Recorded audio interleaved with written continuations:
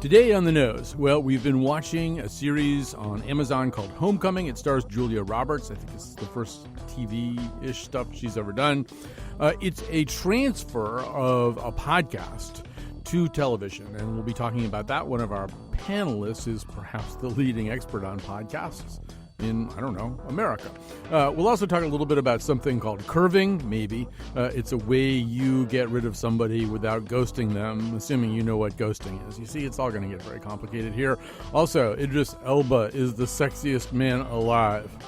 Or is he? We'll talk about it all after the news.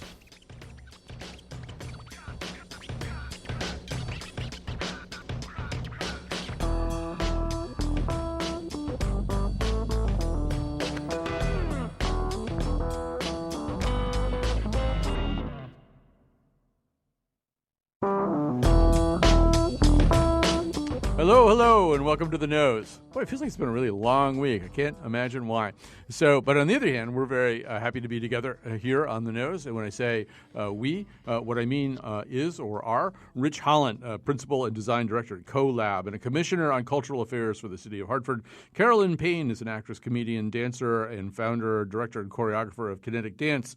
And Nicholas Qua is the editor and publisher of Hot Pod, a newsletter about podcasts. He knows about as much about the podcasting industry as any person alive. He's not the sexiest man alive, to the best of our knowledge. We're going to be telling you who that is in our very lowbrow first segment. Before I do that, here at the top of the nose, now we're trying to make sure we promoted anything we have to promote. So Carolyn and I both, plus some other people, will be involved next Tuesday at 7 p.m. at CT Improv in a night of stand-up comedy, followed by a conversation about stand-up comedy with stand-up comedians. So Carolyn will be there, also Sean Murray, who you've heard also on The Nose before, and at least one other comedian. I'm not exactly sure. Anyway, they're all going to do stand-up, and then we're going to pull up some chairs and have a conversation about that. You are invited to come.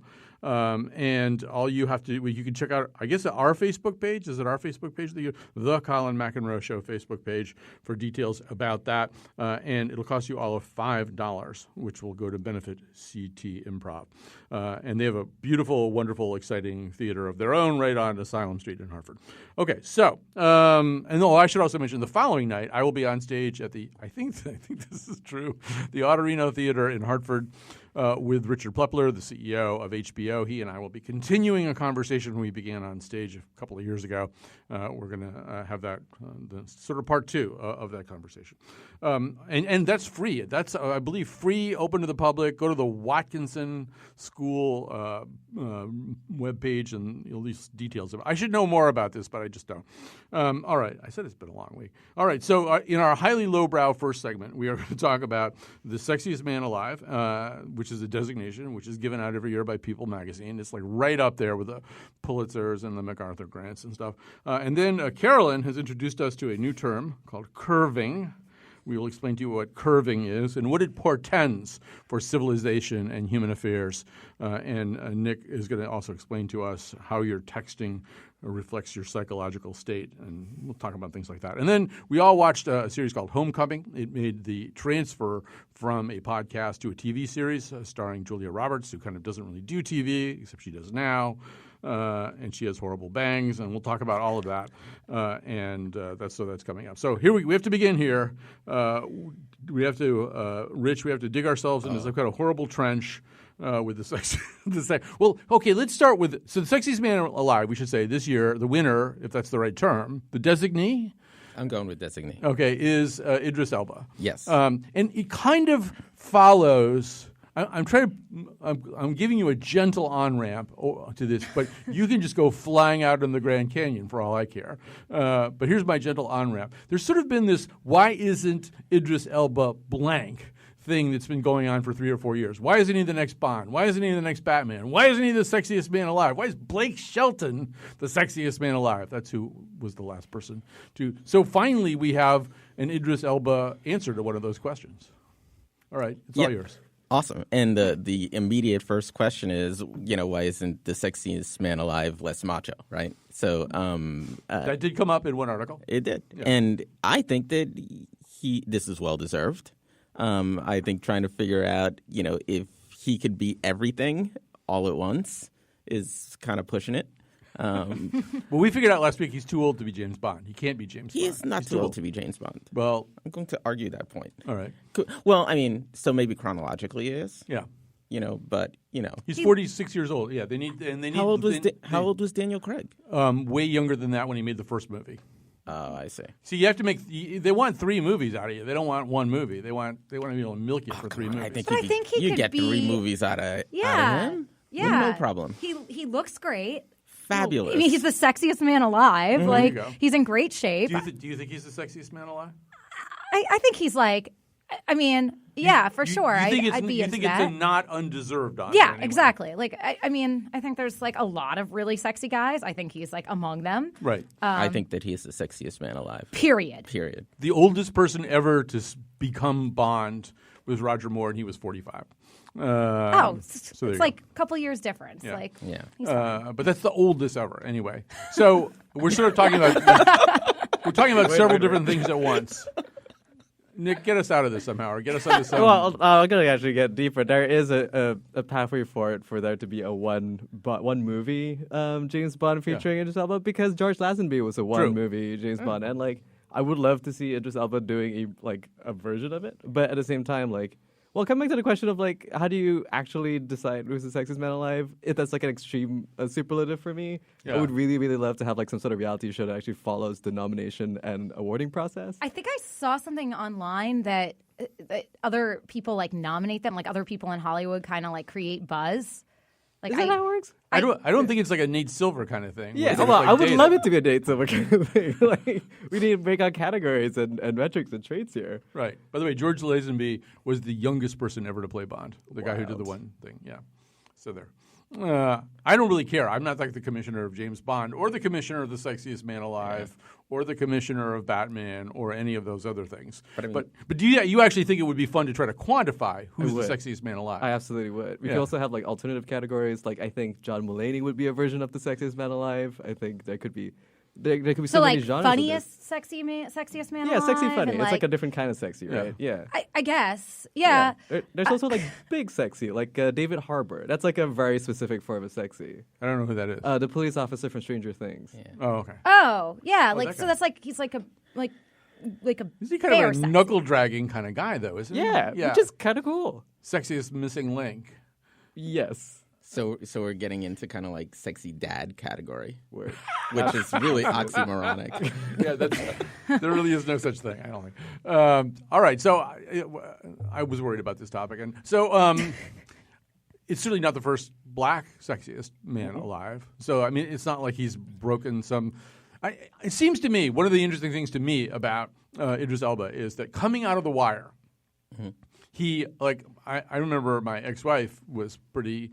drooly over him, but he was like the only thing you knew about him at the end of The Wire was he was this bad drug dealer guy, who would just had this almost sort of sociopathic ability to, do but that bad boy vibe is... Well, that's what I was wondering. Can you be sexiest man alive if the only thing you've ever been is this kind of supremely sexy arch villain? Do you have to be a hero for a while? I think that makes it No, easier. I think that's easier. I Oh think my it's God, easier yeah. to be That's how like you get bad sexy. sexy than Yeah. good sexy. That's how you get to sexy. You can't be the good guy and actually be sexy. Right. Then you're the good guy. I also just wonder what tropes are being exploited here when they come up with these kinds of things. I guess he's the third person of color. There's all sorts of like really built-in racial and ethnic tropes. The smoldering Latin guy, and I'm trying to think of a less offensive term, but there's like the black stud, right? That's sort of like a horrible trope. And I just sort of wonder whether People magazine can ever shed all that kind of stuff, or whether they're trying to shed all that kind of stuff. I mean, when they make these choices, I'll tell you what I'm really saying. I'm the one digging myself into a hole, I can tell. Like, you can't do this with women anymore, right? You can't. No. You're not supposed to quantify women the way that they're doing this, right? No, but it's like empowering for women to go ahead and pick the sexiest man alive. Right. But yeah, for sure, like People magazine, they don't do sexiest woman, right? I just want to make clear that we know for a fact that it's women who picked him. Good question. Actually, Yeah. I don't. I think I I read. assumed it was just studio execs or something. Yeah, but I don't know. I feel like I read somewhere that there were more men that pick this than women, like, you know, on the assume so. executive end. But yeah, there is not a sexiest woman alive. Right? I think there's a sexiest person alive. I'm being told in the notes Okay. here, and that's usually a woman. But It's actually interesting that you brought the notion of tropes because it actually dovetails perfectly with how we think about the next Bond or how we think about James Bond, Yeah. right? He's supposed to be sort of a collection of tropes of the most like I don't know, prototypical primal man or something. And, you know, it should taste evolved. Like, there's a conversation right now about who's supposed to be next James Bond, and a lot of the conversation comes from whether you want to break those tropes or evolve it with the times. Right. And it feels like there's a conservatism of not wanting to evolve with the times. right. So we talked about last week about the show Bodyguard, and the guy who plays David Budd, the guy who played Rob Stark, is actually, I think the London bookies have him as the number one shot. But that brings up a question whether it's Sexiest Man Alive or Bond or whatever. You know, I mean, Henry Golding is kind of an interesting case coming out of Half Crazy Malaysian. Like, Yeah. It's a homeboy. Yeah, well, that's what I was going to say. Coming out of Crazy Rich Asians, you know, I mean, he's very, very bankable. I mean, I thought he would have been a more sort of au courant, edgy choice for Sexiest Man Alive in some ways. I mean, Idris Elba's been kind of hanging around a long time. Yeah, but Henry Golding's too new. Like, I feel I don't actually know any of his other credits other than like some travel work. Yeah, that they he want to did. like let him season a little, make Yeah. sure he's not like a flash in the pan. Although it can be a big career boost. I mean, is it a career boost to become the sexiest man alive? Oh, well, yeah. Take a look at all the guys who are. But they And were all- and when they were. Take a look at how young Brad Pitt was, how young Johnny Depp was. You know, I think some of the guys were a little bit older, like George Clooney. But for some reason, I think that George Clooney was always a little bit older. Yeah, I think he was you know, I born a think he was born middle-aged a man. little- Like a sexy middle-aged man, but he was I definitely... don't get the Clooney thing. Wow, that's a hot take. All right, we're gonna be segueing to curving pretty soon, unless we have someplace else to go. Although I do think, well, I mean, that's the real question. I think, Nick, you put your finger on it. Do they want to evolve it? Do they want to change it? Do they want to? I mean, if they're going to do something with, it would be interesting to have an Asian sexiest man alive. That has not happened before. And then the other thing that was suggested is that increasingly, you know, I mean, the essay that we read had to do with, I think the phrase was twink culture. I mean, but also this kind of notion that why does the sexiest man alive have to be sexy in a straight way too? I mean, that's another way that they could evolve this. Go ahead. I'm really interested in that take that you had about breaking the Bond trope, because I think that it's been all over the place, right? You know, and I don't think that I'm all that clear anymore what it is, and I think certainly, you know, What a James Bond is? yeah, like, because I think that the Pierce Brosnan James Bond and the Daniel Craig James Bond were two totally different characters. I mean, they just didn't seem the same. The only commonality was the gear. Right. I mean, James Bond, it is funny when you think about like casting that, because just the name James Bond evokes this like James Bond is supposed to be sexy. That's kind of, and he's smart, and he's this like action hero. I mean, you know what a James Bond is, but everyone pictures a different James Bond in their head. And that's what makes that so complicated, and why it can go all over the map, and why they have kind of like a blank, you know, it's a blank page of who they can choose from. Like, it's I think so. Literally anyone who fits the concept of James Bond. I mean, but like, imagine this. So, would Nicolas Cage be a good James Bond? No. Right, but why? Because he's Nicolas Cage. He's Too weird. It's Nicolas Cage. He has no smoothness. Yeah, he he's just has not the suave. affect of smooth, But in without actually those being answers smooth. is the answer of like the trope that's conservative. Right, You that's what I'm say- saying. You There's- cannot say shaken, not stirred, and also say, put the bunny back in the box. You know, those two, the actor who says one of those things cannot say the other thing. Well, first of all, I do think that with James Bond, there are real shifts in how he's perceived. And the Daniel Craig James Bond is this sort of Ibsen James Bond, right? He's dark. He's pursuing his identity. He doesn't understand where did he come from, who's his mother. You know, let's go back to this old house and find out our secrets in the darkness. And I mean, this is not this kind of cool debonair, I've got 99% of my problems solved kind of Bond that we've seen in the past, right? I mean, like, that's sort of who Pierce Brosnan was, Roger Moore, a lot of these guys. Daniel Craig's Bond has like 48% of his problems solved, and the other 52 are bearing down on him pretty fast. And I wonder if that's a reflection of the time, too, that, you almost can't identify with somebody who has all of his problems solved. Right. I think the first Daniel Craig movie was around 2003, and I think our sort of conversations around masculinity and gender was very different back then than it is right now, which is, I think, why this choice is super interesting. Like, it should be reflective of this epoch, but is Idris Elba the right person for it to come back to the original topic here? And whether he can embody that sort of epoch change? No, because Idris Elba never plays somebody who doesn't have problems. Right. I mean, Idris Elba is like walking around with, all kinds of things on his back, right? Yeah. Yeah. And he managed to pull off saying, probably about 10 sentences on The Wire, and you knew the guy was a hot mess. But he's the most. I mean, the subplot in The Wire where he, as this absolute criminal mastermind of this Baltimore drug gang, goes back to community college to get his business degree. I mean, I really thought, and he pulled that. I didn't even understand he had an English accent until the whole thing was over. I mean, he pulled off everything about being that guy so amazingly well. All right. Well, we now we have to save time for curving, so we better start talking about that. So, Carolyn, you are responsible for this topic. You're welcome. You not only are responsible for this topic, but you are responsible for my having watched a clip of Hoda and Kathy Lee explaining this topic. Oh, wow. That was the link that was sent around by I know, somebody. but you didn't have to watch that. And then I kind of went down this whole Kathy Lee rabbit hole. Well, anyway. It's a really dark place to end up.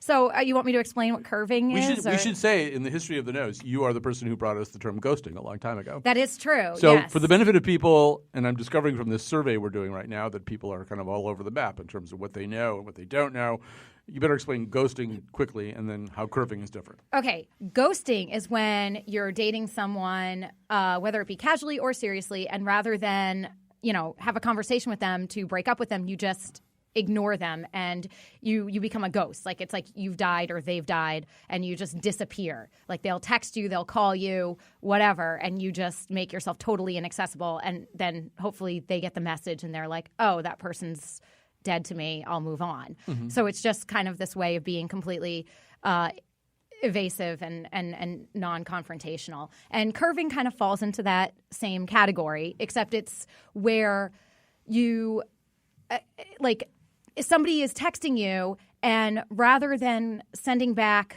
rather than having a dialogue with them, you sort of just give them just enough to keep the conversation going. So if they text you and tell you all about your day, you kind of respond with my day was fine. And sounds like your day was good. Just kind of these very sort of simple responses that the person feels fulfilled that they're getting a response, but you're just not in it. And you're probably just keeping them around because you're figuring things out. In a way, it's for people who think ghosting is too confrontational because if Right. you're ghosting, you just cut the person off dead and it's pretty clear very quickly what you're doing. Either of these things, you're just a total jerk. Yeah. Right. That's the bottom line. And it seems like the thing about curving, it's almost like you have a document open next to you that you just copy and paste responses out of. Wow. That's That's- a whole other level. Did I just Yes. expose something? Yeah, I think Yeah. I don't know if Nick is ready right now to get into his whole thing about texting reveals your psychological state, but you kind of just went there. That is that's a psychological state of, that's not, I'm scared for you. With Well, that. no, the Apple- fact that you even came up with that. Well, iPhone has the sort of auto-completes now with the whole phrases. Yes. Right. And that's just going to completely up this curving game just a whole couple of notches. Yeah, Gmail does that too. I get Yeah. emails and it'll offer me options of just how to respond with Right. one click. But it's weird with the texting too, yeah, because you'll type "I am about to" and it'll say "throw up" or something, and I usually just go with that too. I like to just throw that out there. Well, this is what my phone says I'm doing right rather now. than make the huge mental effort to actually complete the thought on your own. Just Yep. take whatever is offered to you by default. I just wish the technology would pick emojis for me so that I could seem hipper. Well, actually, I think there are some fairly serious things to say about this, Yeah. believe it or not. And one of them is that I feel as though this is an outgrowth of the way that we live, which is a much more Orwellian kind of over-supervised world, right? I mean, it used to be that if you really weren't sure how you felt about somebody, or maybe you were getting interested in somebody else, or whatever leads to moments of curving and ghosting, it could go on for a really long time, and you could maybe have some time to sort things out or create some kind of gentle curve for this whole thing to play out. But like, people want to know what you're doing and thinking every freaking second right now. So you have to come up with these responses or ghost. No, you don't actually. There's a C option. All right, and, let's hear it. and the C option is actually, to me, the resolution of the Orwellian conflict, right? Yeah. That you claim your own. That you can actually say, like, yeah, I'm doing something else right now. Oh, that And sounds just so actually- hostile. Yeah. See, if I got that text, just so you know, I would assume that what you were doing was hated somebody Carolyn. else. Yeah. No, I'd assume that if you said, like, I'm doing something else right now, I'd be like, who is she?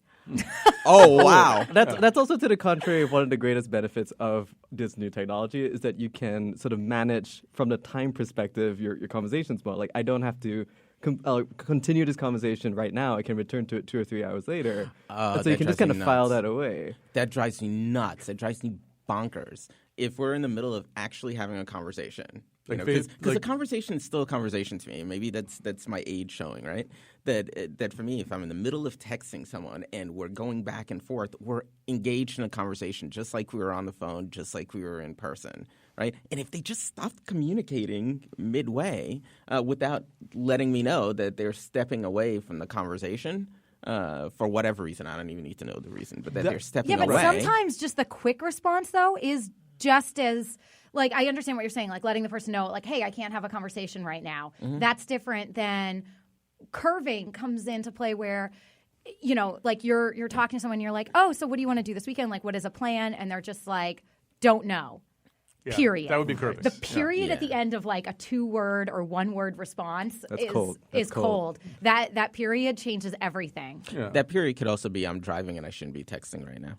But you have Don't text it, just don't text. Yeah. Well, see, that's my point, right? But those are the things that Apple needs to provide you with. Things like, I'm sorry, my spleen just burst. Right. I've got to go. Or I occasionally will on the phone say, untruthfully, I'm being called into a meeting right now. Like if I'm here at work and that's a plausible thing and I'm talking to somebody, I'll say I'm being called into a meeting, which might be true or might not be true. I think I do that at parties all the time where like in the middle of a conversation it has met its end, but it's unclear to the other party that it's met its end. And I'm like, oh, I got to go use the bathroom. And then you walk to the general direction and then you steer away. But the problem with texting is there's, as Carolyn is suggesting, there's a little bit of an instinct, or maybe Rich was the one who suggested it, to just stop. Right? Like suddenly you just stop responding because you're not really dealing with another human being in that situation. Mm-hmm. You're dealing with, code basically or something. No, you're dealing with the relationship with this other person. Like right now I have a 6-month old text chain with a friend that I don't see very often about the last Drake album, and it's still going. Like we haven't broken, we haven't switched topics. We don't continue to thread for weeks at a time, but then we do. It's kind of, like I think it's just a different way of taking in time in relationships on the internet. Am I the only person who was laughing at the idea you have a 6-month-old conversation, a text conversation about the last Drake album? It does not seem strange to me. No, I know that. I can't do that. I need too much closure. Yeah. Well, I think that's the thing is that people are just afraid of closure, and that's where ghosting and curving come into this, the world that we're in, because rather than just, saying like, hey, I'm just not into you, or like, let's end this, it's this way of kind of dancing around that and kind of living in this purgatory. But this is something we've talked about before, and maybe it was the time you brought in ghosting. First of all, you have to evolve some kind of human code about what kinds of conversations are appropriate to have, via text, what things you have to do face to face. I mean, you have to break up with somebody face to face, right? I mean, you have to do that, right? You can't text it or leave them a phone message or something. Well, like and that. I think we talked. I think awful. Yeah, I understand that. I think that it depends how long you've been with the person. If you go out on one date and you're like, this isn't great, that's definitely like that can be a text situation. Yes. I think like, anything after like 3 dates, that should be at least a phone conversation. Anything after a month is face-to-face. There you have it. That's like the rule. The I'm code, writing it down. the code of Hammurabi right here. I have a for caveat to 2018. that, though. Yeah. Okay. I think that the caveat is if you're aware that that person is like super into you even after the first date, that's a phone call. No. Oh, okay. Yeah. Well, I mean, I've never had that experience. Yeah.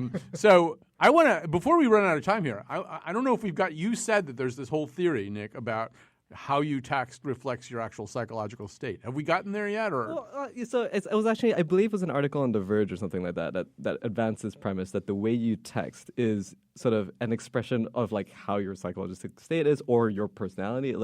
And there's also variations on the theme here in the sense that I feel like I'm a different person when I'm texting than when I'm talking to somebody. I'm a different performer in that sense. I'm a bit more robust. I take my time thinking through certain things when I do choose to engage in a text conversation. But also like I'm the kind of person that does not use punctuations. I'm the kind of person that kind of keeps everything to caps down, and like it suggests like a different level of psychological engagement with this other person or with personalities in general.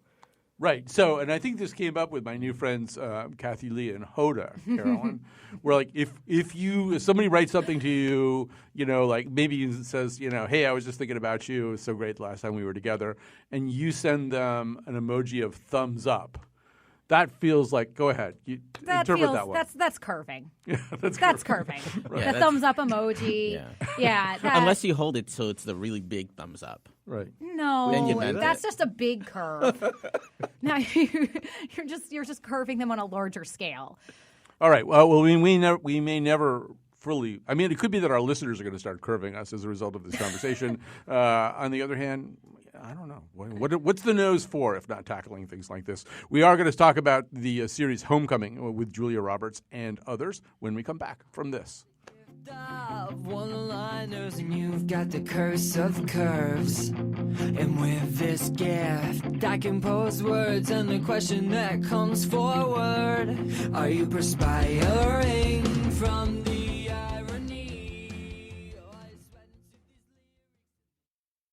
I don't know whether it would be better or worse if you heard the conversations we have during the breaks, but Much better, I think. Much better. Okay, we should do a web extra of like everything we say during the breaks. This is The Nose. In studio is Rich Holland, principal and design director at CoLab, a commissioner on cultural affairs for the city of Hartford. Carolyn Payne. It's going to take forever, but she's an actress, comedian, dancer, director, choreographer, and founder of Kinetic Dance. Nicholas Kwa is editor and publisher of Hot Pod, a newsletter about podcasts. Really, if you're interested in podcasting, you're not getting this newsletter, you're a fool. I hate to say that, but you're a fool. I just get it. I don't know how I signed up for it. How would people get this? I just go to hotpodnews.com and I sign up for it right there. All right. So I must have done that at some point in my life. Is this also still on the Neiman Journalism Lab site? Yeah, it's still syndicated over there. So time to talk about this new series. It's called Homecoming, and it made its way over from the world of podcasting. It features Julia Roberts as a sort of social worker counselor of veterans. And her most important patient is a guy named Walter Cruz. I'm trying to think like how much I can say without engaging in a spoiler. Let's just say that this counseling program for veterans, this cloistered, secluded, somewhere in the Florida glades-looking counseling program for veterans is not exactly what it purports to be, not all that it seems to be. Let's hear a clip of Julia Roberts as Heidi Bergman and Stephen James as Walter Cruz, a returning serviceman who has served in violent times in Afghanistan. My name is Heidi Bergman, and I'm your caseworker for this reintegration process. Our facility is a safe space for you to process your military experience and refamiliarize yourself with civilian life in a monitored environment, which just means getting you situated now that you're back, career-wise, health-wise. Basically, I work for you. Okay. All right, so the only, I don't want to say mandatory, But mandatory. yeah, I guess. The only mandatory elements are the group meals in the cafeteria, the workshops, which you'll hear about, and these meetings with me, which hopefully won't be too painful. Well, that sounds great. I want to be in compliance with all this. Compliance? Wow. No, I mean, I know why I'm here. Other guys, they came home and they got really amped and just dove right into everything, and they had problems. I don't want to end up like them, but I'm eager. Eager for what? Just like a life. Busy, clean life. I don't want to pollute things here with my problems, my stress, or whatever. So I want to put it all behind me. So, Nick, maybe you can begin by just sort of educating people a little bit about what this thing started out as, how it made the jump from podcast to prestige TV, as they say. Right. So this TV version of Homecoming is an adaptation of a podcast by Gimlet Media, which is the same shop behind stuff like Reply All and Startup. And it was their first major fiction project. It was a project written by Michael Bloomberg and Eli Horowitz, and it actually packed a really sort of Hollywood star-studded lineup. Oscar Isaac played the lead role of Walter Cruz, and Catherine Keener took the role of Heidi Bergman, and it largely followed the same plot. And it was sort of structured as an experimental fiction podcast. It played around with narration in a really interesting way. It played around with sound design in a really interesting way. And it ended up being one of Gimlet's more popular podcasts. It was one of their more high-profile pickups for a Hollywood adaptation. And this is their second podcast, a TV project, the first being Alex Inc., a now sort of canceled sitcom starring Zach Braff. And this, I think, is probably a more fully realized adaptation of one of their original podcast projects. The fiction podcast was great. I thought it was super interesting. I also found it a little bit too disjointed in terms of the actual experience. The plot was a little difficult to communicate within the flow of the experience.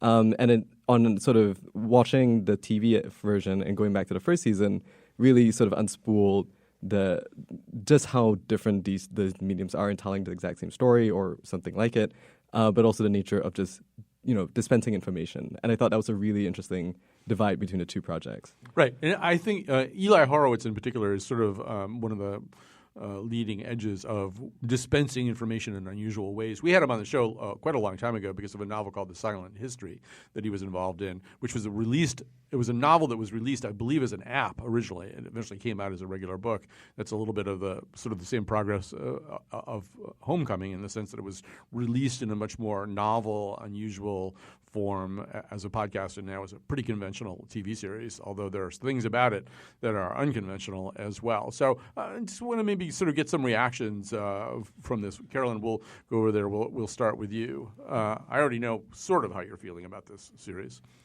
Yeah, I mean, so it's yet another thing I've watched for the nose that I don't. So this falls, usually things for the nose have two categories for me. I hated it and I'm mad about it, or, it was fine and I might not recommend it to everyone I know, but it was fine.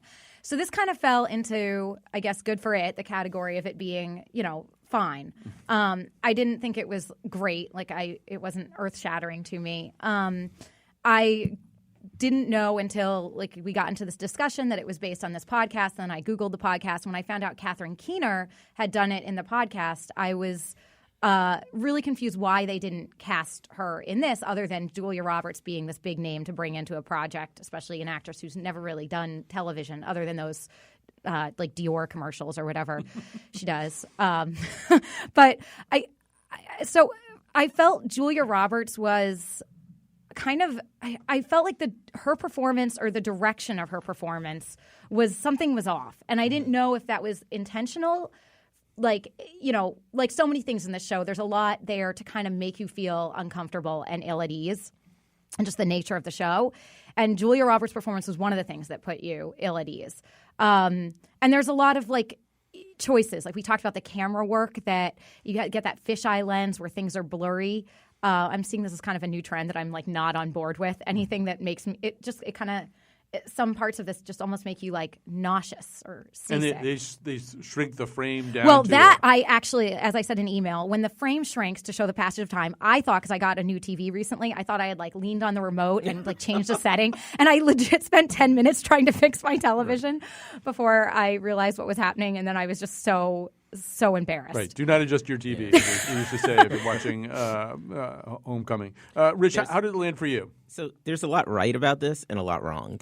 And the stuff that's really right is the storytelling. It leans out of a genre that I've always just kind of been intrigued by. It's the stuff that was going on in the mid to late 70s into the 80s, and then started to get remade. It reminds me of the Invasion of the Body Snatchers, where you think you actually have an understanding of society until you peel away and start to see what's underneath it.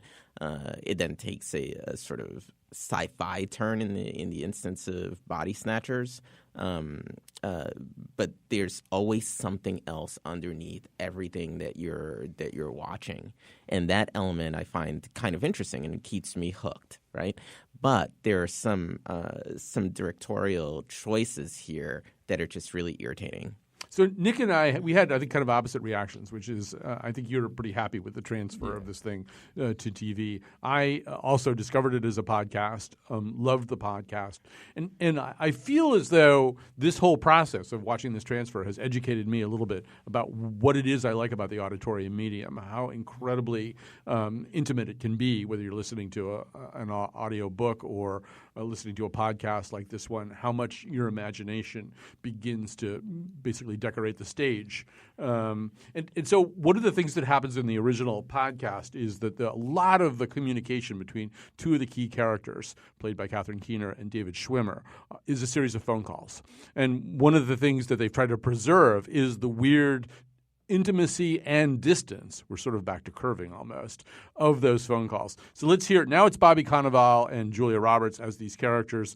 Bobby Cannavale plays a guy named Colin Belfast, who's the boss of Heidi Bergman, Julia Roberts' character, and kind of a weasel, but also living this kind of complicated life that's sort of parallel to the narrative of most of the series. Well, anyway, I'm at the new laboratory. How does it look over there? Everything's up and running. You're gonna have a totally consistent supply now. That's great. You can just focus on working with the guys. And it's the same medication? There's no change? Heidi, let's not throw that word around the facility, okay? Now that the guys have moved in, we should be, discreet.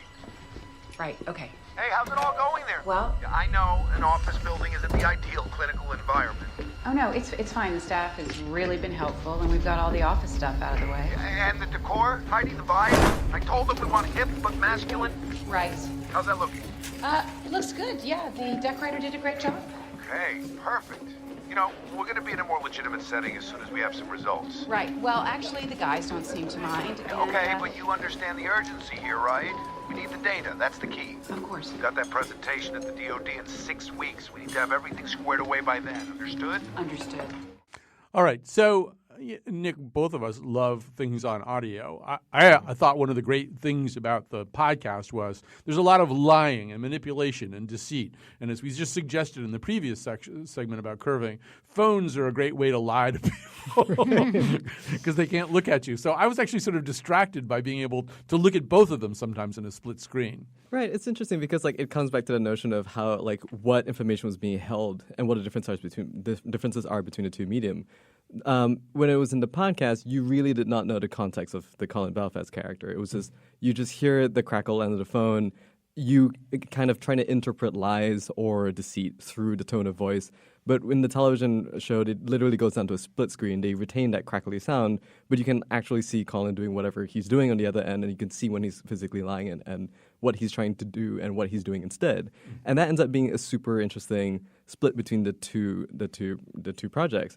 But the other thing that really stood out when I'm thinking about both of these projects essentially is how the podcast was really breaking and pushing new ground for how to think about the structure of the narrative, how to present fiction in a really different way or a new way compared to fiction podcasts of the past, which tended to draw a lot from analogs of this is a fake public radio reporter doing something. It's pretty spooky.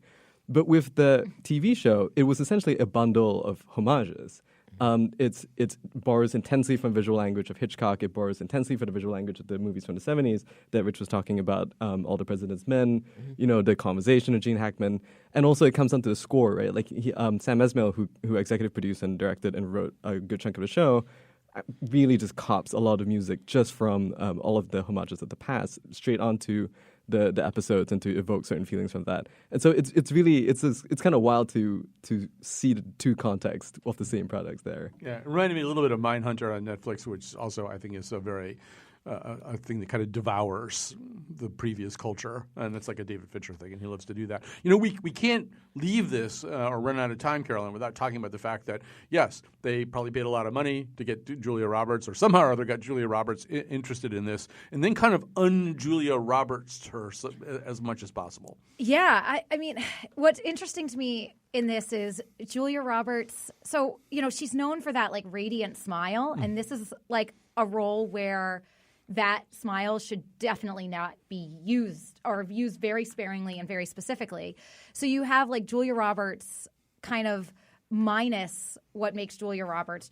And they've really like roughed her up in this, and they've given her lighting that is consistently unflattering. Like it's like literally like they were like, let's find the worst possible lighting to put this woman in. Oh, nope, she still looks too pretty. Okay, there it is. That's like what I felt was happening there on set. And I think like by trying to like take her out of that context of being this like, you know, that this beautiful woman with this like radiant smile and like getting her down, stripping. I think she's an incredibly talented actress, and that wasn't the problem for me with her in this role. I mean, I think her hair looks awful in this. Like, I think they did not need to make her look like I don't know. I think Richard, though, I think they did that really very intentionally. Let's make her look as awful as possible. Right. And there's this one amazing sequence where she goes to a makeup counter because she's at least thinking about impressing a certain man in the cast, and she gets a little sort of department store makeover and gets in her car and looks at herself in the mirror, and she doesn't really look any better. She looks kind of tarted up in a kind of the wrong way, and then just starts wiping it all off, you know, which I thought was sort of a little bit of a metaphor for how Julia Roberts is being used here. Well, I think that's the thing it's hard to have a conversation about Julia Roberts and still hold on to Julia Roberts as Pretty Woman, right? Mm-hmm. I mean, she's not that age any longer. You know, and I think that that she seems liberated from that to me.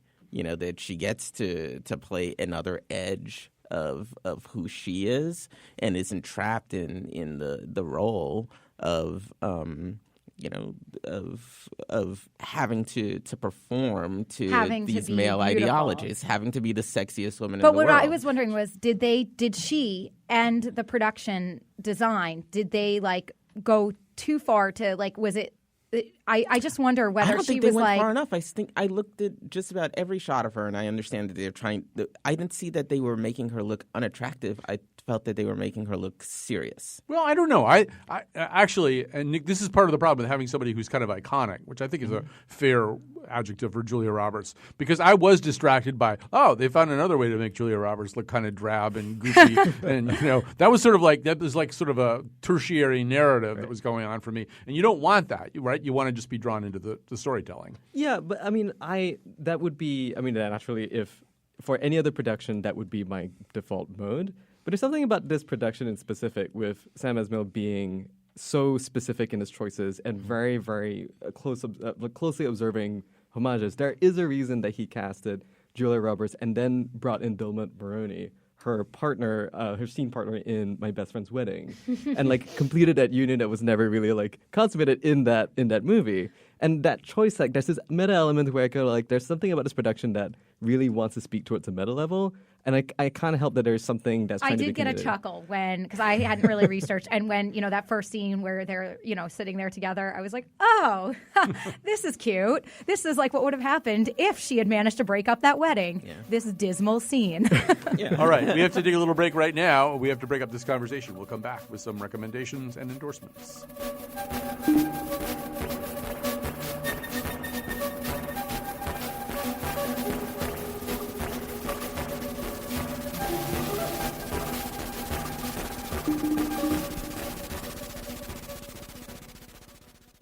And And we are back. I got to do some thank yous because Wolfie had to leave today. So actually, it's easy to do the credits because I think Jonathan McPanson hired the whole thing here. Betsy Kaplan and Kion Wolf both had to go off and do other things today. The part of Bill Curry was played by Shea Wiggum, the terrific character actor who's also in Homecoming. I wanted to at least shout him out somehow. He's so amazingly good. On Monday, we're going to be back with a show based on the weekend's news, the stories we're following right now. Of course, Life in America post Jeff Sessions, what is it going to turn into? Also, what are the rules for a White House press conference? It's hard when the president doesn't have very many of them, and apparently there are rules, but nobody knows what they are. All right, so we're going to make some endorsements, some recommendations. Why don't we start with Nicholas Qua? What have you got for us? I've got one podcast and one non-podcast recommendation. The podcast would be, I'm really enjoying the new season of ESPN's 30 for 30 podcast, particularly the first 2 episodes of the new season. The first is about Jose Canseco's memoir, Juiced, about his extravagant adventures with steroids.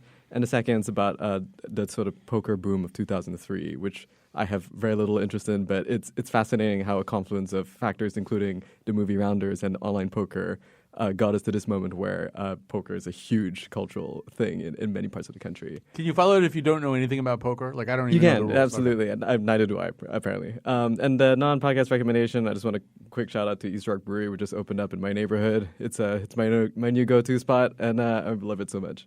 Okay, East Rock Brewery and the 30 for 30 podcast. Rich Holland, what have you got for us? I got 2 quick ones.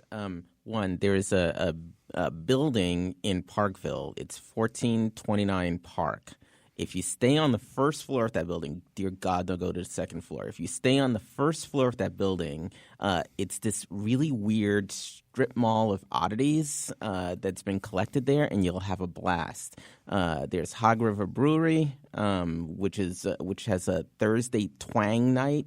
And you can throw an axe at this axe throwing place. Wow. And across is this place called the Cursorium, where this person has just this odd collection of things that he curates and sells, and it's an experience all on its own. So get into so drinking at the brewery, then you go to the axe throwing place after you've had some beers, and then go buy some skulls. So in Hartford, 1429. It sounds like Valencia Street in San Francisco. Yes, like all it does. Just packed into one. 1429 Park Street in Hartford. Yeah. All right. What have you got, Carolyn? All right. Well, it's funny because I was also going to endorse a brewery. Everyone named a brewery. Labyrinth Brewing in Manchester is really, really good. And I'm not really a beer girl. Like, I'm kind of more of a wine and gin kind of drinker. But good. This is good beer and definitely worth checking out. They have a really cool space. And also the Amazon Prime series, The Romanoffs, I got into. And I know Jonathan's going to be so happy that I'm squeezing this in. So Homecoming is half-hour episodes, which is very exciting. The Romanoffs is a show I like despite the fact that they are hour-and-a-half-long episodes. They are like full little movies. But it's a good show. It's really interesting. It's worth checking out. I was reading in the New York Times, apropos of the Romanoffs, about Diane Lane's beauty regimen, and I realized that she does look really good. Yeah, but I think she's lost her mind because that's what they do to actresses. Like, she sounded like a crazy person. I'm sure she's completely sane, but like the stuff that they make you do to be a viable actress, in Hollywood after a certain I age just point. watched the Diane Lane episode, and I was shocked at how I was like, wow, she's really holding up. Right. So if you want to just laugh at something really quick and stupid, go on YouTube, look for MLB, A Bad Lip Reading. So this is part of the Bad Lip Reading series, which is a very, very funny series. I also recommend the Sarah Huckabee Sanders. Although Sucka would be just a good, that's a good portmanteau, like, Brangelina or something. Sucka, you know what I'm talking about. Sarah Huckabee Sanders one. The MLB one is just hilarious. What they do is they take actual footage of people, and they do read their lips and then pair up nonsensical or semi-nonsensical things with what they're saying, and it's really, really funny. At least I may be just really easily amused. That's the other possibility. Also, the work of the Irish detective writer Tana French. If you've never tackled any of it, it's terrific. She's got a new book out right now called The Witch Elm, which I think got page 1 of the New York Times Book Review a few weeks ago. It is terrific, and it's a little bit different from all of her other books. All of her other books kind of originate from this Dublin murder squad, these police detectives who investigate murders. This is about somebody who's being investigated by the Dublin murder squad. So we've kind of never seen that before. And then I'll just quickly say, tonight I'm going to go see Elvis Costello perform in Wallingford, and just making a little playlist to get ready, which, is a thing we do now. I'm just amazed at this guy's catalog, and how far and wide it goes, from jazz stand Rodgers and Hart tunes to performances with a Brodsky quartet to beautiful songs that he wrote for Reuben Blades to sing to, pump it up. So the work of Elvis Costello. And really what you could do if you're on whatever your streaming service you're on, if you're on one, just, get on his page and just pick the 20 that you like the most. I mean, he's been writing and performing for so long, and he's unbelievably prolific.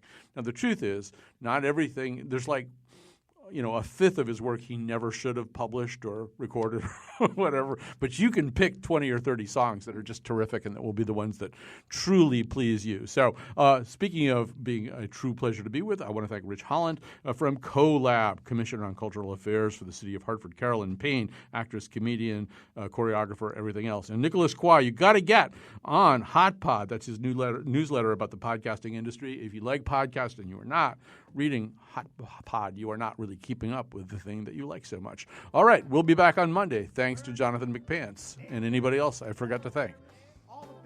Woodbury, hitting on New Britain, Vernon, I already said that one, Avon, Farmington, yeah.